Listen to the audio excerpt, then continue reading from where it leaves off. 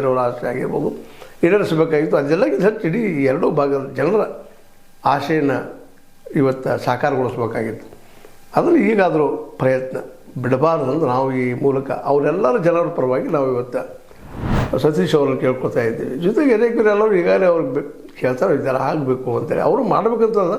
But ಇನ್ನು ಸಿದ್ದರಾಮಯ್ಯನ ಒಪ್ಪಿಸುವಂಥದ್ದು ಕೇವಲ ನಮ್ಮ ಸತೀಶ್ ಅವ್ರಿಗೆ ಮಾತ್ರ. ಯಾಕಂದ್ರೆ ಸಿದ್ದರಾಮಯ್ಯರ ಅಂತರಂಗದ ಏನಪ್ಪ ಅಂತಂದ್ರೆ ಒಬ್ಬ ವ್ಯಕ್ತಿ ಶಿಷ್ಯ ನಮ್ಮ ಸತೀಶ್ ಅವರು. ಇದರಿಂದಾಗಿ ಆಗಿತ್ತು ಅನ್ನೋಂಥ ಮಾತುಗಳಿದ್ದು. ಬಟ್ ಏಕಾಏಕಿ ನಮ್ಮ ಸೌದಿಯವರು ನಮ್ಮದು ಜಿಲ್ಲಾ ಆಗಲಿ ಈಗ ಆಗಬೇಕು.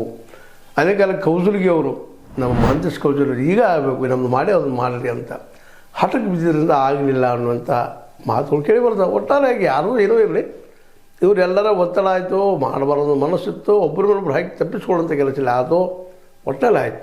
ಆದರೆ ಇವತ್ತಿಗೂ ಸಹಿತ ಇವ್ರು ತೀರಿ ಹೋಗಿ ಸಂಗಪ್ಪಗಳು ಮತ್ತು ಪೂಜಾರಿ ಅವರು ತೀರಿ ಹೋಗಿ ಎಷ್ಟೋ ವರ್ಷಗಳಾದವು. ಅವ್ರ ಕನಸು ಮಾತ್ರ ಇನ್ನೂ ಈಡೇರಿಲ್ಲ. ಆದರೆ ಒಂದು ಹಂತದವರೆಗೆ ಚಿಕ್ಕೋಡಿ ಶಿಕ್ಷಣ ಜಿಲ್ಲಾ ಆಗುವ ಮೂಲಕ ಒಂದು ಹೆಜ್ಜೆ ಮುಂದದ ಅನ್ನೋದು ಮಾತ್ರ ನಾವು ಒಪ್ಪಬೇಕಾಗುತ್ತೆ. ಅದಕ್ಕೆ ಕಾರಣ ನಮ್ಮ ಬಿ ಆರ್ ಸಂಗಪ್ಪಗಳು ಮತ್ತು ಅಲ್ಲಿ ರಾಜಕಾರಣಿಗಳು, ಅಲ್ಲಿ ರಾಜಕೀಯ ಇಚ್ಛಾಶಕ್ತಿ, ಸ್ವಲ್ಪ ನಮ್ಮಲ್ಲಿ ರಾಜಕೀಯ ಇಚ್ಛಾಶಕ್ತಿ ನಮ್ಮ ಕೌಜಲ್ಗಿಯವರು ಇರಲಿಲ್ಲ. ಅದರ ನಂತರದಲ್ಲಿ ಆ ಪ್ರಮಾಣದಲ್ಲೇ ರಾಜಕೀಯವಾಗಿ ಬಲಾಢ್ಯವಾಗಿ ನಮ್ಮ ಲಿಂಗಯ್ಯ ಸಂಘ ಪೂಜಾರಿ ಅವರು ಗೋಕಾಕದ ಮಟ್ಟಿಗೆ ಮುನ್ಸಿಪಾಲ್ಟಿ ಮಟ್ಟಿಗೆ ಇದ್ದರು ಅವರು. ಆದರೆ ಅದನ್ನು ಮೀರಿ ಅವರು ಆಗಲಿಲ್ಲ. ವಿ ಎಸ್ ಕೌಜಲ್ಗಿಯವರು ಮನಸ್ಸು ಮಾಡಿದ ಸಾಧ್ಯ ಇತ್ತು, ಯಾಕೋ ಏನೋ ಅವ್ರು ಮಾಡಲಿಲ್ಲ. ಅದು ಸಹಿತ ಇವತ್ತು ಅವ್ರ ಬಗ್ಗೆ ಒಂದು ಅಸಮಾಧಾನ ನಮ್ಮ ಗೋಕಾಕ್ ಭಾಗದ ಜನರಿಗೆ ಅದ. ಈಗ ಆಗ್ತದೆ ಅಂತ ತಿಳಿದಿದ್ರು.